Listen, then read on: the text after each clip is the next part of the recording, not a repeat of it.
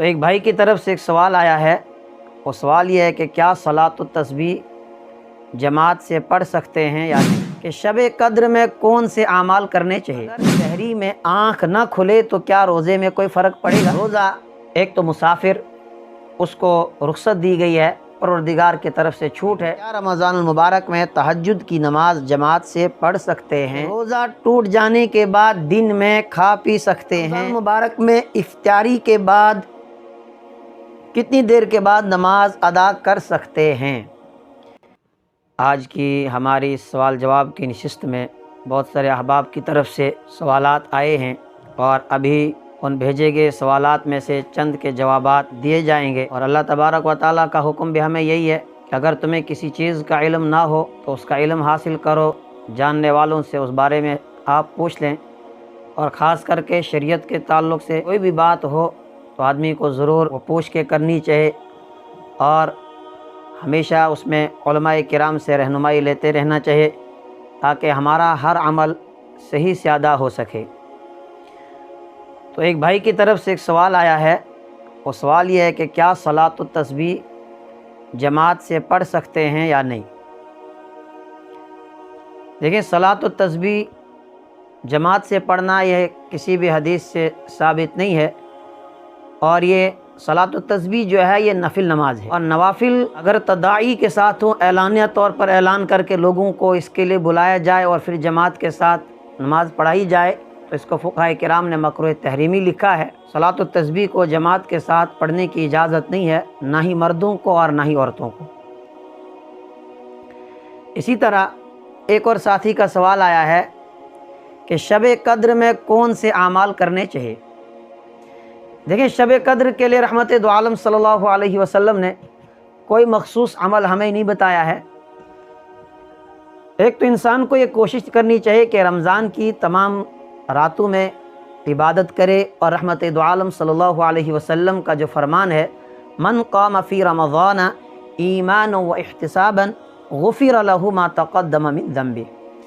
کہ جس شخص نے رمضان المبارک میں قیام کیا ایمان کے ساتھ اور ثواب کی امید سے، تو اللہ تبارک و تعالیٰ اس کے تمام پچھلے گناہ معاف کر دیتا ہے۔ اور پھر آخری عشرے کی راتوں کے اندر آدمی کو اور زیادہ جاگنا چاہیے، کیونکہ شب قدر اس کی کوئی تعین تو ہے نہیں، بلکہ حکم دیا گیا ہے کہ رمضان المبارک کے آخری عشرے کی طاق راتوں میں اسے تم تلاش کرو۔ تو طاق راتوں میں تو اور زیادہ اس کا اہتمام کرنا چاہیے، کیا پتہ کون سی رات شب قدر کی ہو، تو اس میں مخصوص کوئی عمل نہیں ہے۔ ہاں، قرآن کریم کی تلاوت آپ کریں، چونکہ قرآن کریم کو رمضان المبارک کے ساتھ ایک خاص نسبت حاصل ہے۔ اسی طرح نوافل آپ ادا کریں، جتنے آپ ادا کرنا چاہیں، صلاۃ التوبہ آپ پڑھیں، صلاۃ الحاجت آپ پڑھیں، نفلی عبادات آپ جتنی کر سکتے ہیں کریں۔ حضرت عائشہ صدیقہ رضی اللہ تعالیٰ عنہا نے رحمت دو عالم صلی اللہ علیہ وسلم سے پوچھا، یا رسول اللہ صلی اللہ علیہ وسلم، اگر میں نے شب قدر کو پا لیا تو مجھے آپ بتائیں کہ میں اس میں کیا عمل کروں، کون سی دعا مانگوں؟ تو رحمت دو عالم صلی اللہ علیہ وسلم نے حضرت عائشہ صدیقہ رضی اللہ تعالیٰ عنہا کو ایک دعا بتائی، وہ ہے اللہم انک عفو کریم تحب العفو فاعف عنا۔ اس رات میں اس دعا کو کثرت کے ساتھ آدمی پڑھے اور اللہ رب العالمین سے اپنے گناہوں پر معافی مانگے، اور چونکہ یہ وہ رات ہے جس میں اللہ رب العالمین کی طرف سے صدا لگتی ہے، حل من مستغفر فاغفر لہ، کہ ہے کوئی گناہوں پر بخشش مانگنے والا، بخشش طلب کرنے والا، میں انتظار میں ہوں، میں اس کو بخشش عطا کروں گا، معاف کروں گا۔ حل من مسترزق فارزق لہ، ہے کوئی رزق کا طلبگار،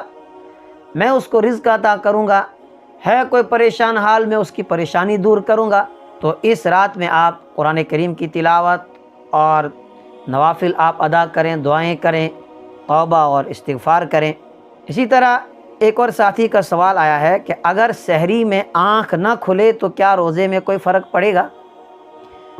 دیکھیں، اگر وہ رات کوئی اس ارادے سے سویا ہے کہ مجھے صبح اٹھ کے روزہ رکھنا ہے، رات کوئی اس کو روزے کی نیت تھی، اور پھر اگر اس کی آنکھ نہیں کھلی صبح صادق سے پہلے سحری کے وقت، اور صبح صادق کے بعد جا کر اس کی آنکھ کھل گئی اور اس نے کچھ نہیں کھایا پیا اور اسی طرح اس نے روزہ رکھ لیا تو اس کا روزہ بالکل صحیح ہو جائے گا، اس پر کوئی فرق پڑنے والا نہیں ہے۔ اور اگر اس نے رات کو کوئی ارادہ نہیں کیا، کوئی نیت نہیں تھی اور آنکھ لگ گئی، صبح صادق کے بعد بیدار ہوتا ہے اور اس نے کوئی چیز کھائی پی نہیں، تو وہ نصف النہار تک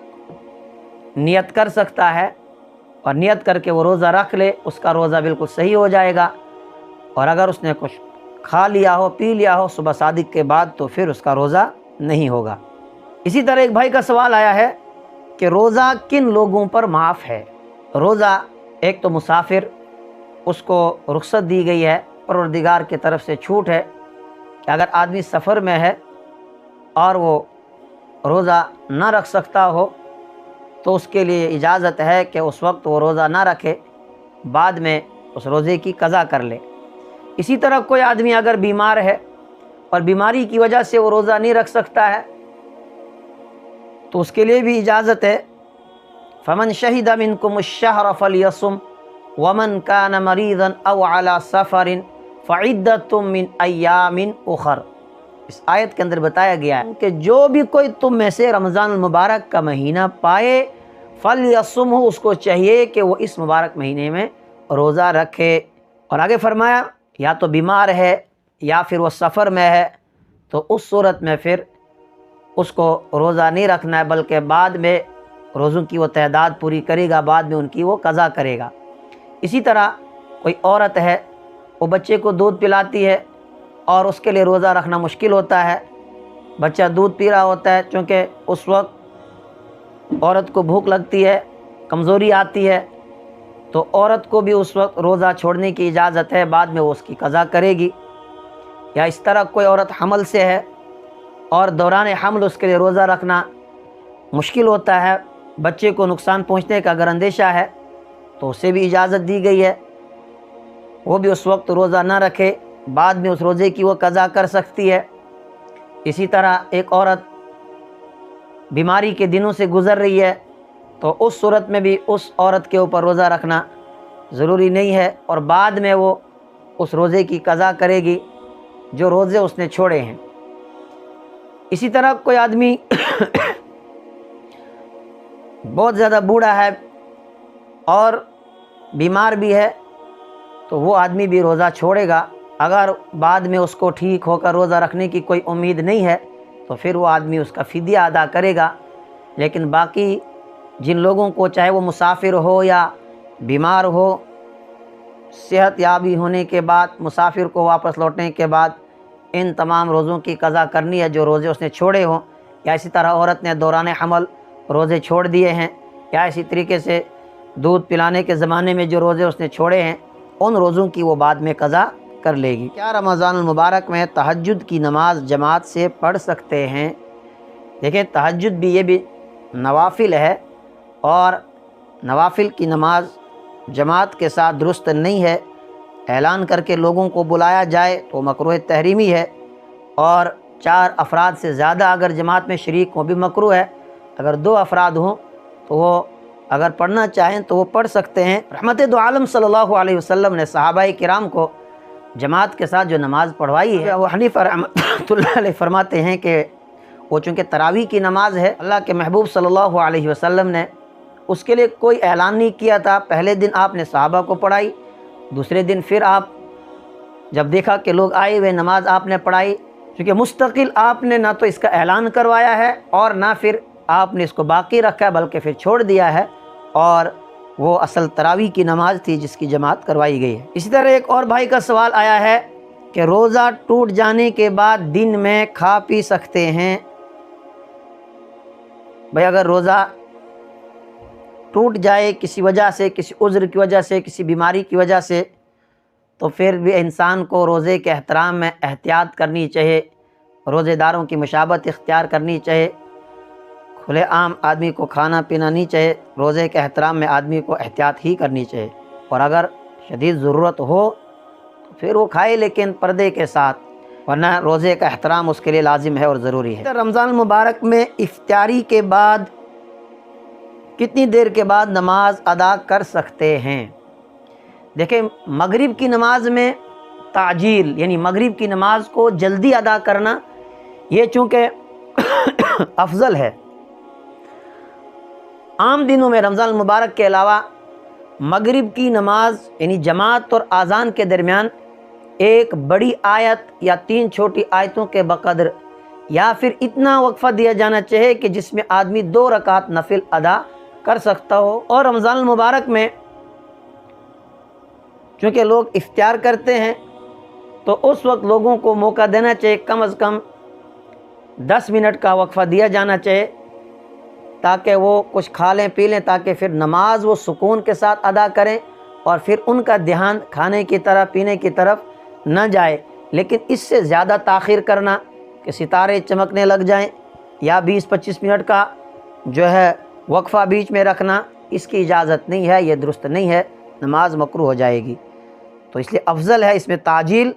تو رمضان المبارک میں بس 5 سے 10 منٹ کا وقفہ بیچ میں رہے اور اس کے بعد آدمی کو نماز ادا کرنی چاہیے۔ یہ آج کے کچھ سوالات تھے جو مختلف احباب کی طرف سے آئے ہوئے تھے،